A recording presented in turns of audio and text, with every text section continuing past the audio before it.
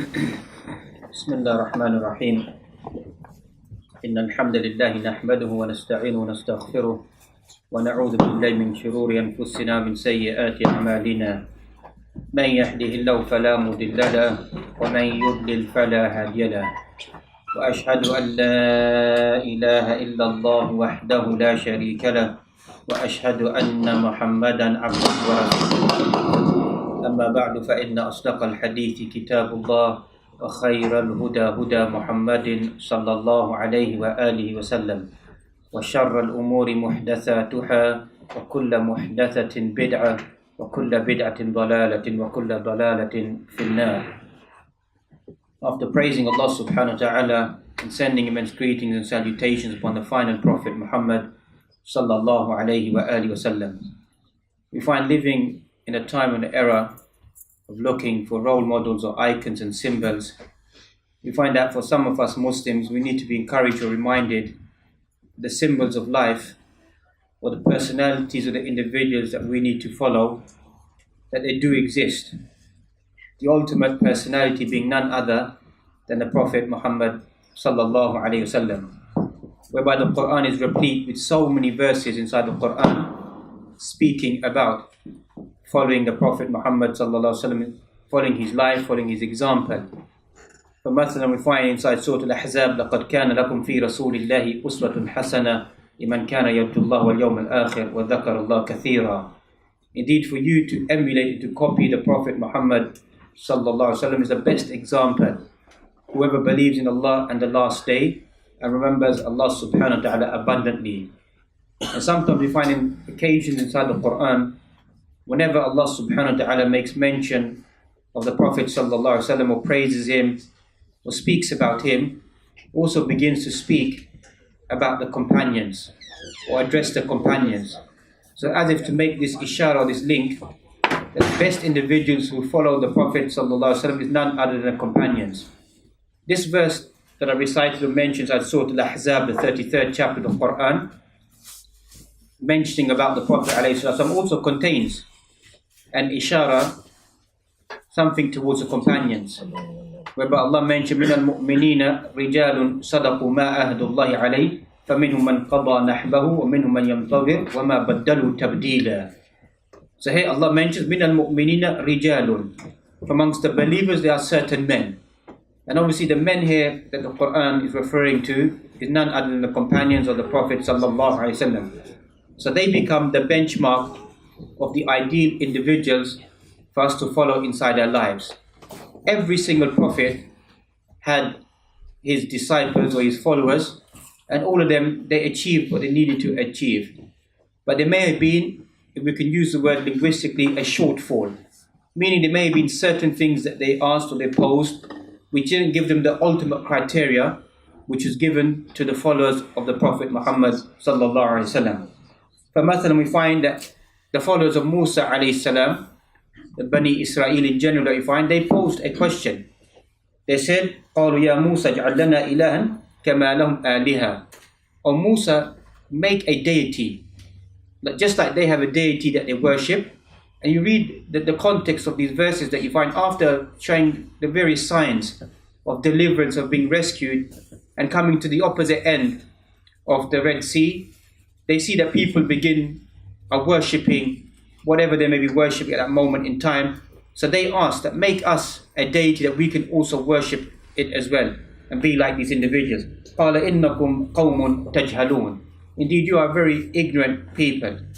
Likewise, we find the followers, or before that we find it mentioned that they said to Musa alayhi salam, فَاذْهَبْ أَنْتَ وَرَبُّكَ فَقَاتِلَ إِنَّهَا هُنَا قَاعِدُونَ. You and your Lord go and fight. We're going to remain here and remain stagnant inside this location. The followers of Isa alayhi salam were classified as al-Hawariyun, the disciples. Thus Allah subhanahu wa ta'ala in general praises them by mentioning يَا أَيُّهَا الَّذِينَ آمَنُوا كُونُوا أَنصَارَ اللَّهِ كَمَا قَالَ عِيسَى ابْنُ مَرْيَمَ لِلْحَوَارِيِّينَ مَنْ أَنصَارِي إِلَى اللَّهِ. How you believe, become the aid and helpers of Allah subhanahu wa ta'ala, just like the helpers of Isa alayhi salam. When Isa made the question, I asked them, who is going to help me? Help the deen of Allah subhanahu wa ta'ala. But once again, the disciples of Isa alayhi salam, they asked a question. The question that they requested is sending of a ma'idah min as-sama. They wanted to see the table spread. Surah Al-Ma'idah, the 5th chapter of the Quran, is entitled after this, and the end verses of the conclusion Surah Al-Ma'idah speak about this, whereby they ask, oh Allah, send down, oh Isa, send down upon us a table spread, so we can see the physical nature, or the miraculous nature that's been given to you. See the miracle of food being sent down from the heavens being brought down. So this could be a shortfall, that they're asking this question, that were they lacks inside their iman. Obviously here we talk about it linguistically, no one is questioning the iman, but expressing the element, there could have been some element of weakness inside their conviction. But compare this to the companions. Even inside Surah Al-Ma'idah we find that the verse mentions, Ya ayyuhalladhina amanu la tas'alu an ashya'a in tubda lakum tasukkum. Or you believe, don't ask excessive questions. If the response is given to you, it may begin to harm you. Meaning that more revelation may come, more awamir, more prohibitions, more commandments, more obligation may come upon you. If you read the tafsir of this verse, you find Abdullah bin Abbas, who's classified as Turjuman al-Quran, mentions that if we look at the questions asked by al-Hawariyun and the disciples and the nations of Bani Israel who came before, always the continuous question, even the beginning of Quran, Surah Al-Baqarah, that you find, the whole theme of Surah Al-Baqarah is based upon excessive questioning, asking about the type of haifa, the type of cow, the color of the cow, the size of the cow, etc., till it became more and more difficult for them. If they only obeyed Allah subhanahu wa ta'ala in the beginning, it would have been something very simple for them, something very easy for them to take any cow and to sacrifice it. But excessive questioning led them, that Allah subhanahu wa ta'ala made it difficult upon them. And that's a lesson for this Muslim ummah, that certain things are open, they're halal, they're allowed for a person to do. Excessive questioning or nitpicking makes it to become difficult for the individual. That's why when a man asked the Prophet ﷺ, asked about Hajj, akulli amin, every single year, the Prophet ﷺ, he ignored him, never responded. Then again he asked the same question. Then again he asked the same question. He said, if I said yes, it will become an obligation upon you. So perform Hajj once inside your life, that's it. But as we find in our community at the moment, excessive questioning, hair splitting, continuously asking leads to difficulty upon the individual, or they want to do more. This is what is classified as a ghulu. That's why even the whole of Surah Al-Ma'idah, the main theme of it is speaking about ghulu, excessiveness, whether it be the excessiveness of al-Yahud or the excessiveness of al-Nasara. And in the middle you find وَكَذَلِكَ جَعَلْنَاكُمْ أُمَّةً وَسَطًا, the middle nation, to learn from these two nations, not to go to the extremities. فَأَيْ حَالٍ Ibn Abbas, he mentions رضي الله تعالى عنهما, he mentions that regarding this verse, or taking this verse into perspective, the companions, they asked certain questions as well. How many questions did they ask inside the Quran? Does you find that certain times the Quran poses the question, يَسْأَلُونَكَ عَنِ الْمَحِيدِ يَسْأَلُونَكَ عَنِ الْخَمْرِ وَالْمَيْسِرِ يَسْأَلُونَكَ عَنِ الرُّوحِ. They ask you about the soul, the spirit. They ask you about the women's cycle. They ask you about the drink of alcohol. يَسْأَلُونَكَ عَنِ الْأَهِلَّةِ. They ask you about the crescent. If you study these questions, you find this questioning is something which is going to benefit the Muslim ummah, is going to benefit the people at large. This questioning, Abdullah ibn Abbas mentions that the companions only asked some 12 questions. Other than that, وَقَالُوا سَمِعْنَا وَأَطَعْنَا, we hear and we obey. But unfortunately, we find towards the latter part of this Muslim ummah, we can see وَقَالُوا سَمِعْنَا وَعَصَيْنَا, we obey and we disobey. You know, that's why many of our traits, it may sound very, very harsh. Many of our traits are like al-Yahud, unfortunately, because we know many things, or we understand many things, but we continuously begin to ask exactly the same questions.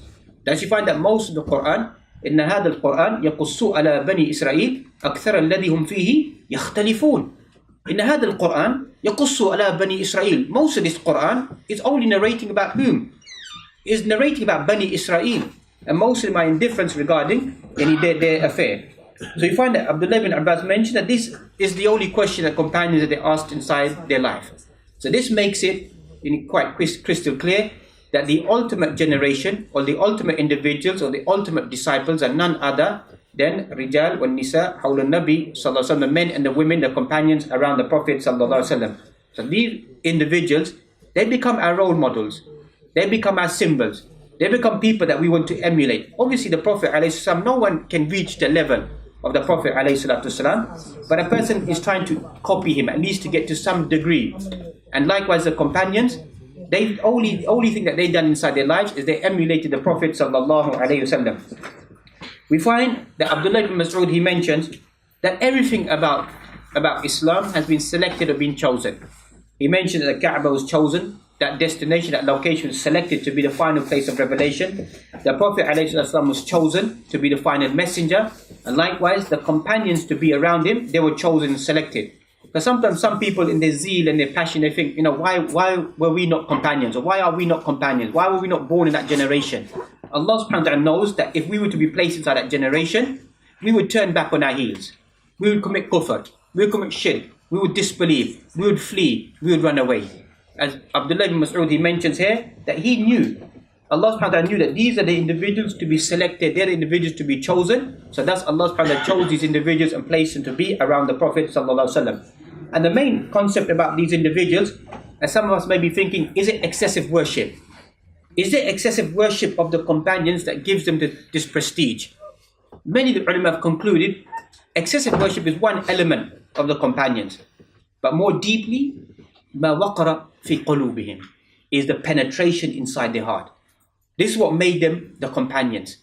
Their devotion, their commitment within their hearts, this is what made them to become the companions to be around the Prophet sallallahu alaihi wasallam. Likewise, you find, if you study through their life, you find total emulation, total imitation, every single inch. You find that the companions will begin to copy and to emulate the Prophet sallallahu alaihi wasallam. And as I began with, it's a world of role models and idols. If you look at an average individual, whatever celebrity culture they may follow, or personality they may follow, you'll find that people begin to copy everything about that individual. They'll dress like that individual, they'll walk like that individual, they'll sleep like that individual, they'll study what the individual eats, their facial expressions, their bodily expressions, their clothing, their dress. It's a culture that you see. Many youth, the person that they look up to, they will begin to emulate that individual. Read about their life, study their life, want to be exactly like that individual. But for some strange reason, when it comes to the Prophet ﷺ and the companions, we find it, may Allah forbid, trivial. We don't find that passion, we don't find that zeal. That if somebody does do that, we find it some form of extremity. That if somebody, just off the top of mind, if somebody wants to dress like the Prophet ﷺ, one wants to grow their beard like him, or one wants to wear a turban like him, or somebody wants to eat like him, or do something like him, we find it at the moment, unfortunately, we find it a blame, we find it blameworthy. But if somebody begins to, don't want to sound derogatory, يَتَّبِعَ الْكُفَّارِ, al-kafara, wants to emulate, copy disbelieving individuals, then maybe it's the culture, it's the need of the people, there's no harm in doing. That's why it's very strange that even some young brothers, even the way they come and they adorn themselves in the house of Allah subhanahu wa ta'ala, maybe when they're coming towards prayer, the way that they dress, the way they conduct themselves, we should make a distinction. Outside, there's no la haraj fi dhalik, person how they want to conduct themselves, but at least have some demeanor inside the masjid of Allah subhanahu wa ta'ala. When you come to the house of Allah subhanahu wa ta'ala, Ya bani Adam, khudhu zinatakum inda kulli masjid. When you come to the house of Allah subhanahu wa ta'ala, take your beautiful garments and adorning. Don't dress in a casual manner. When you come to the house of Allah subhanahu wa ta'ala, you need to adorn yourself, beautify yourself with the attire, right code. That's why you find that even clothing, some of us, we find it trivial. Yes, the parameters of Islam are very, very wide. But if you're wearing a garment whereby that you find your aura is exposed, then your salah is broken. Your salah is broken. That's why you find many of the youth, when they come to prayer, sometimes their shirt is not tucked in, they're not dressed appropriately, the clothing that they're wearing, then the rear of their back begins to become exposed. This breaks your salah, and some of them, they don't even know it. So when a person comes to the masjid, should attire themselves, should understand. Some of us may sound a cultural perception. It's not a cultural perception. It's adorning yourself appropriately, befitting yourself that being in the house of Allah subhanahu wa ta'ala. And these companions, they did exactly that. You may think that they're extreme inside their views. To such a degree, it wasn't just about sleeping and drinking and walking and talking with them. You find that even defecating, urinating, you find total emulation. If somebody came, some of us, we may cave in, somebody makes a joke or mockery that you urinate like this, you defecate like this. Some of us, we're human beings, we may get taken aback. But when somebody said that to Salman al-Farisi, your messenger, the Jewish man said, it even teaches you how to defecate, how to go to the toilet, as a mockery, as a joke. He said, of course he taught us. He taught us not to face the Qibla. He taught us to squat down. He taught us not to use our right hand, to use stones, to use water, to cleanse ourselves appropriately, to conceal ourselves. That person was taken aback. that your Prophet ﷺ has not left any stone unturned, but he's told you what to do inside your lives. We should be privileged with that. We should be privileged with that. You don't be surprised. There's people that even though it's sunnah to sit down and to drink, even by a person just sitting down and drinking their water, it's impressed a non-Muslim. It's raised concern. It's raised discussion. It's opened up the door for them to begin to think that what is this religion, or actually what is this way of life that you follow, that everything you do is in codification with what the Prophet ﷺ told you to do inside your lives. That's what a Muslim becomes, a role model about everything that they do, emulating the Prophet ﷺ. Ibn Hajar al-Asqalani, he mentions about what is classified as a companion. A companion is not just one who saw the Prophet ﷺ, because there were some companions who were blind. So he's very daqiq, accurate inside his description. If you read Nuzhatul Nadar, في شرح نخبة الفكر, a book on علوم الحديث that we find, مصطلح الحديث that we find, explains not just one who met the Prophet ﷺ, and not just one who saw him, من راه, ولكن من لقى به آمن به ومات على ذلك. One who met the Prophet ﷺ, who met him, believed in him, and he died upon that, is classified as a companion. Whether he met him for a few seconds, a few minutes, a day, or months, or years, whatever it may be, if that person lived at that time and believed in Allah subhanahu wa ta'ala, believed in the Prophet ﷺ, and met the Prophet ﷺ and died upon that, is classified as a companion. And thus we find that we need to take our life into an organized manner, looking at certain elements to help strengthen our iman. And for some of us, it may not be possible to read all collections of ahadith or to go through them, etc. But look at certain chapters. Look at certain books to help us to understand what is our iman. As for the companions, look at Fadail al-Sahaba. Look at the book of the virtue of companions inside Sahih Bukhari, inside Sahih Muslim, and the 4 books of Sunan.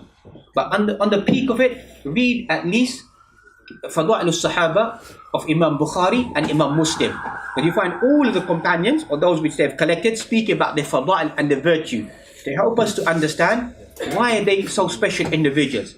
And likewise for our iman, read Kitab al-Iman, the book of Iman, the first book of Sahih Muslim, to understand what is iman, what is the beauty of iman. Likewise, as a side point, read Kitab al-Badul Wahi, the beginning of revelation of Sahih Bukhari, to see what revelation is. And likewise, at the end of Bukhari or Imam Muslim, we find, read Kitab al-Jannah wa Sifatu Na'imiha wa Ahliha, the book of Jannah and the people of paradise, and the beauty or the blessing that we're given to these individuals.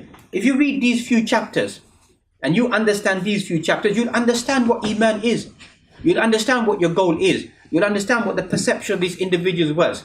We have to codify our life. We have to codify our study. Snippets of knowledge, snippets of YouTube, snippets of this. It's just a temporarily feel-good factor. That's what it's become, that people send snippets of this and that was said. If you want to strengthen your iman, it has to be a technical approach. It has to be a tedious approach in every single day. Tedious approach in reading and studying and implementing and understanding that. That's whereby you find it begins to strengthen one's iman. And in that reading and that study, the key element is implementation. Because so many people, they know many riwayat, they know many statements and many facts and statements that we find. But as for its application, this is what some of us as Muslims that we lack. This is what made the companions so special. That all those minute things, all those trivial things that we may think are trivial, for them they were not trivial. For Mathalan, we find 12 units of prayer in a day, sunan in a prayer, that person reads them, you find that person will have what given to them? A house in paradise. What's the defect in us? The defect in us that we don't have that yaqeen. We don't have that certainty. If we're told that we're going to be given £1 million house at the end of this sitting or at the end of the week, you'll find a different type of focus. But because this is al-akhirah, because this is for us something far away, so 12 raka'at of sunnah becomes something difficult for us. But 12 hours of standing and speaking outside the masjid, even in a day, I wouldn't be surprised. Some of us would find that very easy to do. Some of us find that very easy to do. If we're debating with someone, we're speaking with someone, we can just carry on and say until the cows come home. Carry on speaking with people. But these elements, why? There could be an element of weakness inside our heart. 2 sunnah before Fajr, 4 before Dhuhr, 2 after Dhuhr, 2 after Maghrib, 2 after Isha, 12. Some riwayat mentioned that reading 2 before Dhuhr and 2 after Dhuhr. What is the common practice is 4 before Dhuhr that we find. Anyhow, it makes 12. Whoever reads 12 sunnah in a day will have a house in paradise given to them. Study the life of the companions. Do you think that they were less busy than us? You know, they have an excuse if they missed it. They would feel the impact of missing this inside their life. And that's why even a state of warfare that you find, what were they worried about? The first thing they would ask each other questions, are we missing any sunnah inside our life? Is there something we're missing to do inside our life that we need to catch up on? Is there any weakness inside our life that we're missing on? That's what they would encourage themselves with. That's what they would remind themselves with. That's what we need to do inside our life. Encourage ourselves again and again about the sunnah, about reviving the sunnah, living a life of the sunnah. Yes, we're human beings, we're all we're focused. We don't home in on one thing. We shouldn't do that as well, that home in one practice. This person, their features should be like this, so this means that this person should be a person of sunnah. There may be some element of weakness externally inside their life, but internally they might have so many other actions of sunnah inside their life. They might have tarahum, mercy, forbearance, sabr, good etiquette, good behavior, good speech, good to their parents, good to the community. They may have that. Other actions of sunnah that exist, but we don't have inside our lives. So sunnah is shay'un shamil. Shamila, something which is complete, that we encourage each and every one of us to home in, to come closer and closer towards the impact of the sunnah and following these righteous guided individuals. And that's in the Kitab al-Fada'il al-Sahaba that we find, one of the most profound hadith that we find. And even when I read this hadith, or when I first heard this hadith being narrated, I found it very strange. But when you actually go and read the hadith, then it begins to have a greater impact that, you know, this hadith sounds strange. But this is actually inside Bukhari. Urwa ibn Mas'ud al-Thaqafi narrates. And afterwards he became a Muslim. But he narrates about what he saw about the companions when he was a non-Muslim. So he was sent to negotiate in Sulh al-Hudaybiyah, in the pact agreement that was made to make a discussion after certain individuals selected. They went to Urwa ibn Mas'ud al-Thaqafi. He went to see and to meet with the Prophet ﷺ and to have a discussion with him to set out certain parameters, certain agreements that were to be made between the Quraysh and the Prophet ﷺ. So when he approached and he saw the whole environment, remember he's a non-Muslim at this moment in time. He goes back and he narrates to his companions, to his followers. He said that, you know, I've seen something strange. I've seen the leaders of Qaisar and Kisra and Najashi. Qaisar is the Caesar, whoever rules over the Romans. Kisra is Khosros, whoever rules over the Persians, the title given to them. And Najashi is whoever ruled over Abyssinia.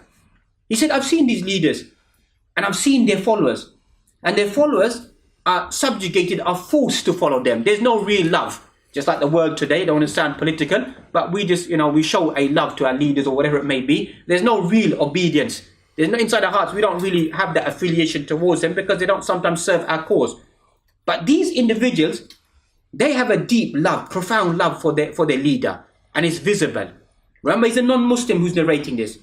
He says that if the Prophet ﷺ was to spit, they would grab his saliva. They would grab his saliva. If he used to spit, they would grab it.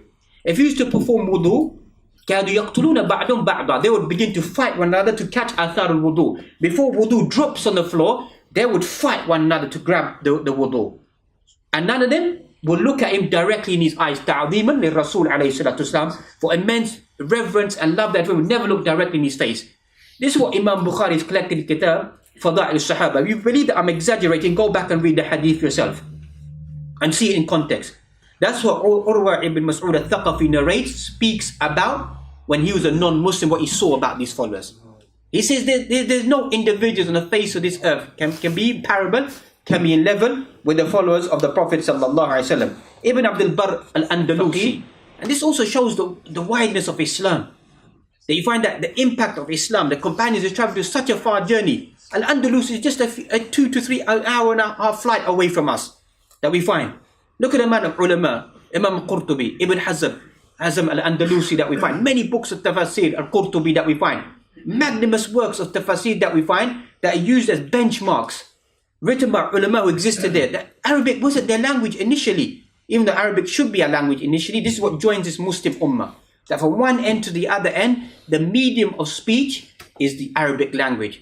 And as a side point, the way to dismantle this Muslim ummah is not just the belief aspect, is also via al-lugha, is via the language. You dismantle the Arabic language, you dismantle Islam. That's how simple it is. Go and study the Arab world at the moment. Go and look and try to decipher how many individuals or how many countries, Arab countries, speak pure classical Arabic language is their main dialect. You'll be taken aback. Most of the countries, they've fractured the language. So people's link of understanding the Quran, understanding the Nusus becomes weakened. It becomes weakened. Concept of understanding language, because language what leads you to the Quran. And as a side point, no one can understand Nusus of the Quran and Sunnah. No one can be classified as a scholar. No one can be classified as a person who understands the Sharia without the Arabic language. Yes, a person may have the gift of the gab, speak good English, speak good rhetoric, but bring these facts, bring these figures. Alhamdulillah, it's a great service that they do. But to classify that these identities become individuals who begin to champion the cause of Islam, who begin to deliver the cause of Islam, that is a fallacy. That is a fallacy. No one can ever be classified as a scholar until they do not understand at least the Arabic language. Because the Arabic language opens up the understanding of the nusus of the Quran and the ahadith. The more weaker your Arabic language, the more weaker your perception of the text, of deciphering the text. And this becomes paramount inside our society, that people in a freelance atmosphere, whenever they feel like will begin to speak about text of the Quran, speak about what they want to speak about, is very, very dangerous. وَأَن تَقُولُوا عَلَى اللَّهِ مَا لَا تَعْلَمُونَ. You speak about Allah subhanahu wa ta'ala, that which you don't know. And as we began with the deen of Allah subhanahu wa ta'ala is something to be respected. Person should know the limitations, shouldn't enter into every single thing. If a person asks me intricate questions about marriage, about divorce, about certain rulings, I as an individual accept my weakness. I accept my deficiency in knowledge and say, I don't understand this, I don't know this. That has no impact upon me as a personality. We're all human beings. حتى you find Imam Malik قد رؤي أنه سئل حوالي 36 questions. Imam Malik, the great Imam, the four madhahib that we find which are common practice today. Somebody traveled all the way from Al-Iraq and came to Imam Malik, Darul Hijrah, and asked him some 36 odd questions. فأجاب قال ما أعرف ما أدري ما أعلم والله أعلم العلم عند الله ما أعرف. شخص تعجب قال كيف? What am I going to say to the people?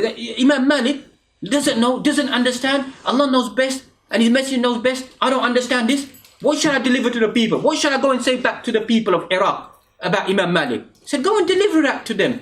Go let them know I don't know. فَلَا حَرَجْ. There's no harm in that. There's no harm in saying I don't know, I don't understand this. And even the context of the Quran, if you read the context of the Quran, all those ayat that praise the companions, all those ayat that praise a certain generation, in general, ulama tafsir have mentioned, these ayat that praise a certain group of personalities or individuals is always referring to whom? أولا, to the companions. فَمَثَلًا كُنْتُمْ خَيْرَ أُمَّةٍ أُخْرِجَتْ لِلنَّاسِ تَأْمُرُونَ بِالْمَعْرُوفِ وَتَنْهَوْنَ عَنِ الْمُنكَرِ. You are the best people ever raised up. At a later stage, it refers to this Muslim ummah. The essence of these ayat is referring to the companions. That's the essence of these ayat, that you are the best people ever raised up. Likewise, to solidify this, in the hadith inside Imam Bukhari, خَيْرُ النَّاسِ قَرْنِي ثُمَّ الَّذِينَ يَلُونَهُمْ ثُمَّ الَّذِينَ يَلُونَهُمْ. The best generation, the best people is my people, my generation. Then those who come after that, and those who come after that. This is known as Qurun Mufaddala, the best generation, the best people. That's why the more that your understanding begins to drift away from the understanding of the companions and those who follow the companions, those who came after the companions, the more you become freelance inside your interpretation, the more dangerous it becomes. And some of us, we think that, maybe classical ulama, they didn't understand certain things. Sometimes you read classical works, you feel that as if they are speaking about our time today. You feel they speak about our time. Sometimes you think that works of tafsir may not touch upon intricate matters that we're living in today. For example, we find the world of music at the moment. Some people think that, the Quran doesn't really speak about it, or there's not much tafsir about it. Look at the beginning of Surah Luqman, the 31st chapter of Quran, verse number 6. وَمِنَ النَّاسِ مَنْ يَشْتَرِي لَهْوَ الْحَدِيثِ لِيُضِلَّ عَنْ سَبِيلِ اللَّهِ. There's people who seek vulgar speech, vain speech.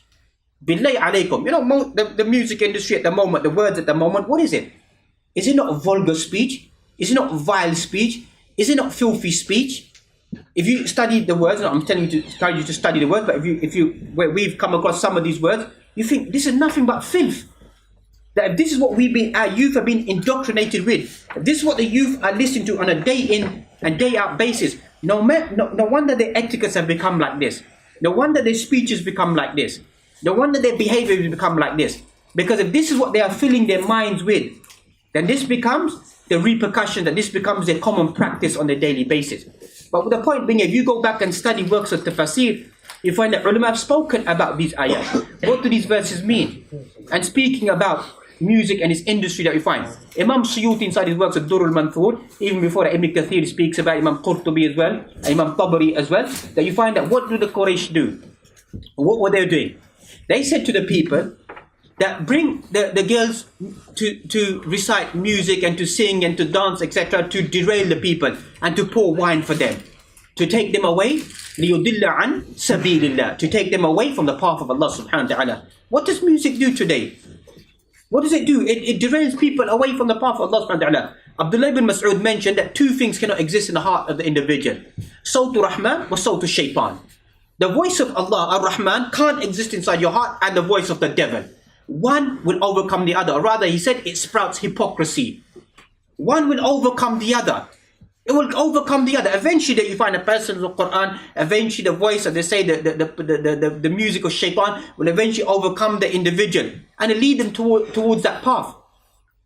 You know, people speak about sweetness of Iman, halawatul Iman. You know, the Quraysh were surrounded by music. They were surrounded by music, but when they heard the Quran, وَإِنَّ لَهُ حَلَاوَةٌ, Quran has a sweetness, has an impact. You find that narration speaking about Abu Sufyan, Abu Jahl, if I'm not mistaken, that they used to listen to the Quran. They used to listen to the Quran, and in the morning, when people used to see them, they used to say, look, they used to say to one another, don't mention anything, just quietly go home. Because when the Prophet ﷺ would sit there and recite the Quran, they would sit there and marvel at the Quran, listen to it. And then they promised one another, in the morning, don't come back. Don't come back the following night. But something dragged them the following night again to listen to the Quran. And again, they were in secrecy listening to it, bumping to one another, and promised that don't come the following day. Quran had this great impact upon them. Read the end of Surah Al-Najm, the 53rd chapter of Quran. أَفَمِنْ هَذَا الْحَدِيثِ تَعْجَبُونَ وَتَضْحَكُونَ وَلَا تَبْكُونَ أَنْتُمْ سَامِدُونَ. Read the end of the tafsir, this ayat, the impact. You find that every single individual who was there outside the Kaaba when they heard these verses, all of them went into prostration except for one individual. All the Quraysh went into prostration. أَفَمِنْ هَذَا الْحَدِيثِ تَعْجَبُونَ. Do you marvel at this Quran? You know, in today's context, you know, some of us, we marvel at recitation. Recitation is good. It alleviates the heart, it uplifts the heart. As Ibn Qayyim al-Jawziyah speaks about the sweetness of recitation of the Quran, etc. It's a good thing. But to condense our life, it just becomes a beautiful marveling at the Quran. Where's the impact of the Quran in your daily life? Where's that impact? That the Quran should change you. That's what the Quran done to the companions. It changed them. It took them from min al-dhulumat ila nur. Took them from the realms of darknesses to the light of Allah subhanahu wa ta'ala. That's what the Quran done. If you don't feel that inside your life, when you read and you study the Quran, you don't feel a yearning desire inside your heart that, you know, I need to change. I need to better myself. I need to become a better individual. No one's saying you have to become a proficient reciter of the Quran. You have to become a qari of the Quran. It's not going to happen. We have to be truthful. Some of us, it may happen. We aspire that happens. But at least an average individual, when they hear the Quran, it wants them to change. It wants them to have an impact on their life, to become a better individual. That will suffice. That will suffice an average individual, that the impact of the Quran begins to change in their lives. And that's we find that those ayat inside the Quran. هُوَ الَّذِي بَعَثَ فِي الْأُمِّيِّينَ. Allah sent amongst the illiterate ones. In general, the companions, they were illiterate. We are people who don't count. Ash-shahr indana, the Prophet he showed symbols, 10, 20, 29, 30 days. That's it. We are people who don't count. We don't have this systematic approach. That's what simple people that we are. That's why even inside the Quran, وَكُلُوا وَاشْرَبُوا, eat and drink until the white thread becomes apparent from the black thread. You know, Adi ibn Hatim, what did he do? Look how simple these individuals were. He took a white thread and a black thread, he placed it underneath his pillow. And at the time before Fajr, the month of Ramadan, he would try to look at the difference between a white thread and a black thread. When he could make the distinction, he understood this is the beginning of Siyam. To stop eating, and the beginning of fasting begins, until Allah sent down the end of the ayah, min al-fajri. What we talk about, al-khayt al-abyad, al-khayt al-aswad, the white thread from black thread, is the horizons of dawn. But look at their simplicity. How simple individuals were. This is what they used to do. This is how they understood life. Simple individuals, and look at their achievements. Look at their achievements. Look at where they went. They conquered and they ruled and they governed. It's because ma waqara fi qulubihim. إن الذين قالوا ربنا الله ثم استقاموا تتنزل عليهم الملائكة ألا تخافوا ولا تحزنوا. إن الذين قالوا ربنا الله, those who say our Lord is Allah subhanahu wa ta'ala, then they remain steadfast upon that. Who is that primarily referring to? It's referring to the companions. They say we believe in Allah, then they remain steadfast upon that. إنما المؤمنون الذين إذا ذكر الله وجلت قلوبهم وإذا تليت عليهم آياته زادتهم إيمانا وعلى ربهم يتوكلون.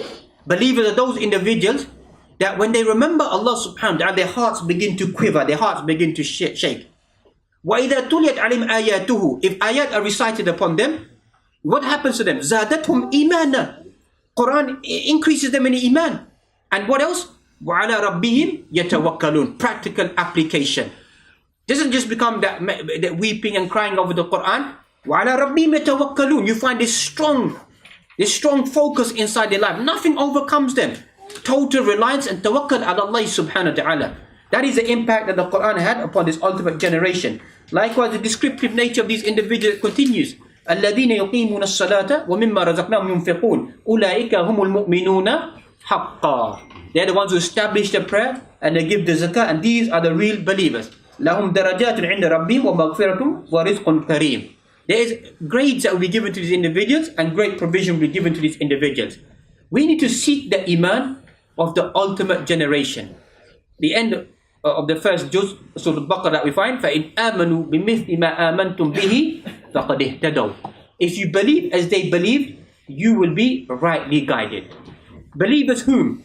Believers, what the average person believes around us, or what the people are telling us to believe. You need to find the right belief of as-Sahaba. That you find many, if not all of the books of Aqidah. When people, they study Aqa'id belief, they think it's condensing upon where people deviated, where there's corruption from, etc. You find theology that we find, seeing Allah subhanahu wa ta'ala, belief in Allah subhanahu wa ta'ala. These are all details that we all need to know. There's no doubt about that. But you find that towards the end of these books of Aqa'id belief, you find Hubbus Sahaba. You find love for the Sahaba. Why have these ulama pencil in love for the Sahaba in books speaking about belief, about doctrine? Why have they placed it there at the end? For Mathalan, Shaykh Ibn Taymiyyah's works, Al-Qidatul Wasatiyah. Read the end of it. The end, you find there, Hubbus Sahaba, wa Hubba Ahlul Bayt, love of the companions, love of the followers of the Prophet, love of his family members. For what reason? Why did he place that there? Because dismantling of Aqa'id isn't just from deviation. Dismantling of Aqa'id is also from corruption being attributed towards the companions. Raising question about any individual who poses a single question about any single companion, tries to find a default inside them, not a default in terms of narration or something they may have said which is plausible, because remember, they are human beings. As individuals, they can make mistakes. As a consensus, as a jama'ah, they are infallible. Companions are infallible as a jama'ah. If a group of companions give a verdict, then that is to be followed. If a single one takes a view, then that is to be excused. Abdullah ibn Mas'ud may have taken a view whereby placing his hands on the knees was not the right way to pray. He placed it inside his knees. That's his view. Abu Hurairah would make wudu, he'd make wudu all the way up to his forearm. That's a view that he took. All the way up to his shank, up to his shin. That doesn't mean that it becomes sunnah. This is a view that he took and he practiced inside his life. That doesn't become hujjah. That doesn't become sunnah. Even sometimes you be very careful. Some people of deviation, corruption, will take a single view for companion and said the companion allowed, for example, recited the Quran upon the dead individual or gave out food or done this action. That doesn't become hujjah. That doesn't become evidence. A single practice of companion is not evidence that we use it as a symbol to judge Islamic law by. It's a consensus of the companions that we need to follow inside their life. If they agreed upon a consensus of a view, that is something that needs to be followed. That's what Imam Shafi'i, he mentioned. Where do you find the consensus of the companions inside the Quran? وَمَنْ يُشَاقِقِ الرَّسُولِ مِنْ بَعْدِ مَا تَبَيَّنَ الْهُدَى وَيَتَّبِعْ غَيْرَ سَبِيلِ الْمُؤْمِنِينَ نُوَلِّهِ مَا تَوَلَّى وَنُصْلِهِ جَهَنَّمَ وَسَاءَتْ مَصِيرًا. Some verse 100 or so inside Surah Al-Nisa, if I'm not mistaken. You find whoever contends with the messenger after the evidence has been shown to that individual and follows a path other than the way of the believers. The question here arises, who are the believers? And we laid out the benchmark.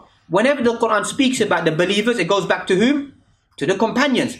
Whoever goes away against the way of the companions will follow a path leading towards Jahannam.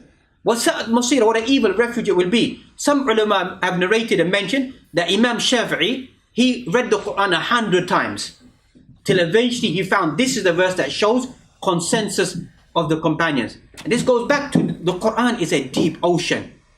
The Quran is a deep ocean. A person could have read the Quran many times. But sometimes verses come, a person listens to certain verses and thinks as if this is the first time they're hearing these verses or the understanding of these verses. That's what the Quran is. And that is the impact the Quran had upon the companions that we find. And likewise, Imam Malik, he mentioned about if you want to make a distinction about who are people Ahl Sunnah and who are people who deviate from Ahl Sunnah. Ahl Sunnah are those individuals who praise the companions, who love the companions, who speak well of the companions. That's a symbol of Ahl Sunnah. That is one of the main symbols of Ahl Sunnah. Any person who reviles the companions, speak ill of the companions, that is classified as a person who's away from the methodology of the companions. Or what we know in general terms, what is known as a Shia in today's terms. Or a Rawafida, or Ithna Ashariya, the 12ers, or the extreme Shia that we find. Because their creed, some people try to say maybe you could bring the benchmark closer between Ahl Sunnah and the Shia that we find. The people of Sunnah that you find maybe points of fiqh that a person may differ. Hatta al-aqa'id, there may be some elements of aqa'id the person may differ. As long as evidences exist there, you find the person is tolerant towards that, because it's not just ulama. There's even companions who took certain views of certain things. فَمَثَلًا وُجُوهُ يَوْمَئِذٍ نَاظِرَةٌ إِلَى رَبِّهَا نَاظِرَةٌ. We find that certain faces that they will be radiant and glowing when they see Allah subhanahu wa ta'ala. Some companions went to the view that the Prophet ﷺ did see Allah subhanahu wa ta'ala. It's a minute view. There's some evidence for that. Even the most accurate view is that no one can see Allah subhanahu wa ta'ala on the face of this earth. Then the ulama begin to discuss, how about in one's sleep? Some ulama have concluded, have collected, that some people have seen Allah subhanahu wa ta'ala inside their sleep. It may sound strange to us, but these are works of aqaid that have discussed this. But the ultimate view of Allah subhanahu wa ta'ala will be inside the akhirah, will be given to the believers. So a Muslim, when they read and they study, they become tolerant towards this. Because our problem is that as young individuals that we read snippets of knowledge, read snippets, and then we begin to be judgmental with the people around us. The companions, when they ask the question, they'll say, go and ask the next individual, go and ask the next individual, go and ask the next individual, go and ask the next individual, till it came back to them. That's what companions, they weren't hasty. They weren't rushing to display their knowledge and their understanding and the pretense that they had. They would pass it to another individual, till eventually it would come back to one of the senior companions, then they would answer. That's how the companions, even in their welfare and their care. Some of us young individuals, we may have heard about these stories. We need to live these stories. When they're dying in a battlefield, they're passing out, water is given to one individual. If it was one of us, our greed would come out. We just drink and not worry about another individual. I'm suffering, I'm dying, just worry about my own self. The companion said, go and give it to my friend. When they walk to the second individual, he said, go and give it to the other companion. When they walk to the third individual, he's passed away. They walk back to the second individual, he's passed away. They walk back to the first initial individual, he's passed away. They've all passed away because they're all worried about their brother. They're all worried about the other individual. As for us, that every individual is worried about their own self, or worried about that, I am the person who's going to go to Jannah. Umar ibn Khattab, what was he worried about? He was worried that the last person to go to Jannah would be myself. The first person to go into the hellfire could be myself. This is Umar ibn Khattab, the most prestigious of companions that we find, but he is over worried. He's over worried and always asking that what is the end result going to be to myself. And that's as we mentioned, that these are رجال لا تلهيهم تجارة ولا بيع عن ذكر الله وإقام الصلاة وإيتاء الزكاة. These are men, nothing derailed them, nothing disturbed them from the dhikr of Allah subhanahu wa ta'ala. That's why we need to codify our life, because I want to mention this, because many of us will get excited in certain things that we do. And basic fundamental principles, we don't follow them inside our life. I'm not saying we shouldn't worry about Palestine, we shouldn't worry about Syria, we shouldn't do this. But don't condense your life, that your life just becomes moments of outbursts, of burning of effigies, burning of flags, chanting outside parliament and coming outside embassies, whatever it may be, burning out. Don't be surprised. I know individuals who don't even pray 5 times a day. They don't pray 5 times a day, but they have this burning rage and they'll text me and phone me, Shaykh, why are you not outside the embassy? Why are you not doing this? Why are you not participating? I know they don't pray 5 times a day. But you have such a rage for this. Okay, your rage is good. Your belief is good. We all have that rage within ourselves. But you don't pray 5 times a day. Put it in perspective. I'm not saying don't worry about it. Even many of our youth, Salatul Fajr, Salatul Isha, every single day. Oh, I'm busy. I'm tired. I'm eating. Oh, the hadith says that if you're eating, don't come to Salah. Well, every single day? This is a fact. It's a reality. We see this. We know this. Every single day food was served, so I'm implementing the hadith. Once in a while. But daily, men should not pray salah at home. Hadith in Abu Dawood, I would like to appoint someone else to be the imam. Who is this? The Prophet sallallahu alaihi wasallam. He's saying, I want to appoint someone else to imam. Can someone else be the imam?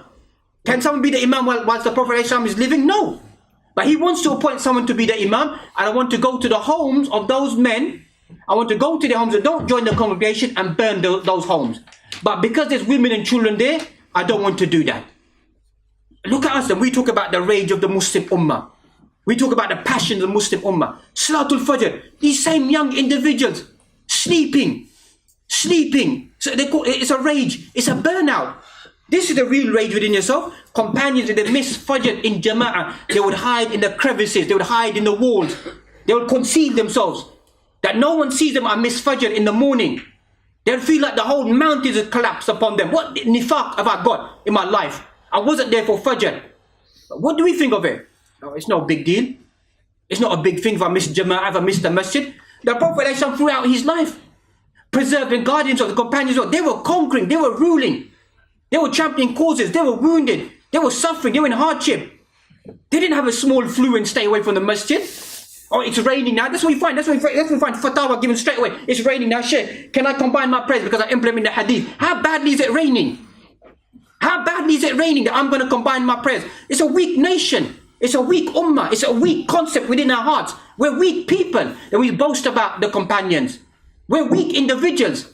That the smallest of tests in our life, we begin to crumble.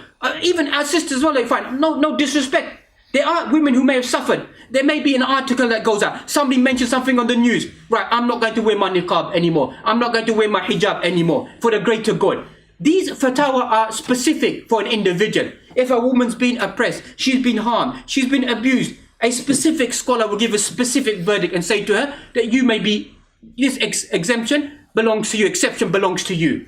It doesn't become a common practice that willy-nilly, whatever we think that my feelings are, I think there's hardship, I don't really want to do that inside my life. I look like a strange individual, so I don't want to do that inside my life. No.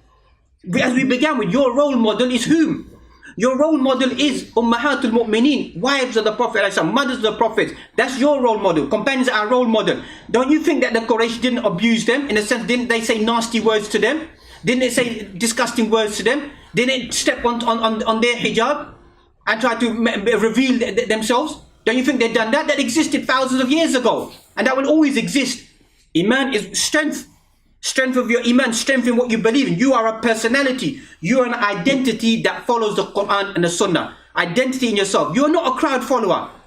You don't follow what everybody else does. وَإِن تُطِعْ أَكْثَرَ مَنْ فِي الْأَرْضِ يُضِلُّوكَ عَنْ سَبِيلِ اللَّهِ. You obey most of the people around you, they lead you to where? Lead you to the hellfire. So this, I hate to use the word, this wishy-washy Islam that we find, and all for the greater good, whatever, and to display ourselves. Humbleness is all praiseworthy. Humbleness is all good. All of us Muslims should be humble in approach, humble inside our life. That doesn't mean that you wash away your traits and your belief. It doesn't mean that you cave in, you wash everything yourself about you. The way that you attire yourself as a Muslim, display yourself. If a few individuals display themselves in an evil manner, does that mean that now we as Muslims, that we should change our whole attire about ourselves? If some Muslims, may Allah guide them, may have done something wrong or do something wrong inside their life, does that mean that we drive ourselves away? That, because that Muslim done that, I don't want to be represented like that. No, most Muslims are not represented in that manner. Most Muslims don't behave in that manner.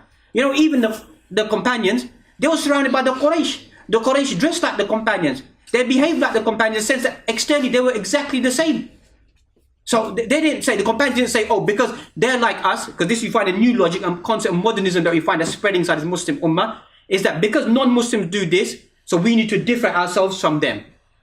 So if, for example, I don't know, that if non-Muslims began to grow their beards, then we should shave our beards. That's what this basically means. If non-Muslims, they don't circumcise, then we should circumcise. They do circumcise, we shouldn't circumcise. That's what this concept means, really. If you study in great nature, that we should differentiate ourselves from those people.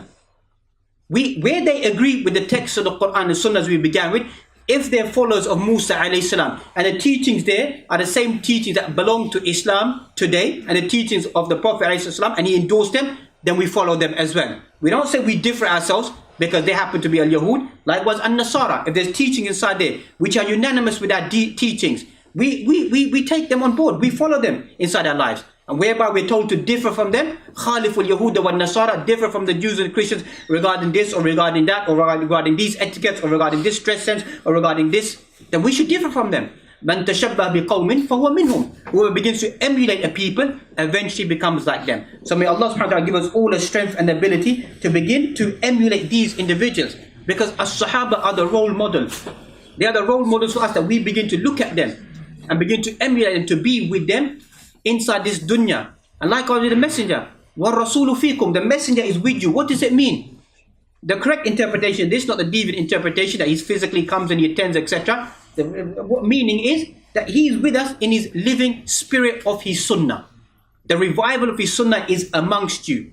And whoever revives his sunnah will be with the Prophet ﷺ inside the akhirah, and likewise with the companions who follow that sunnah. May Allah subhanahu wa ta'ala give us all the tawfiq and ability to follow these individuals whilst we're living, and likewise more so to rejoice and to be with these individuals inside the akhirah. وَقُولُوا قَوْلِي هَذَا وَاسْتَغْفِرُ اللَّهِ لِي وَلَكُمْ وَلِجَمِيعِ الْمُسْلِمِينَ فَاسْتَغْفِرُوا إِنَّهُ الْغَفُورُ الرَّحِيمُ. بارك الله فيكم.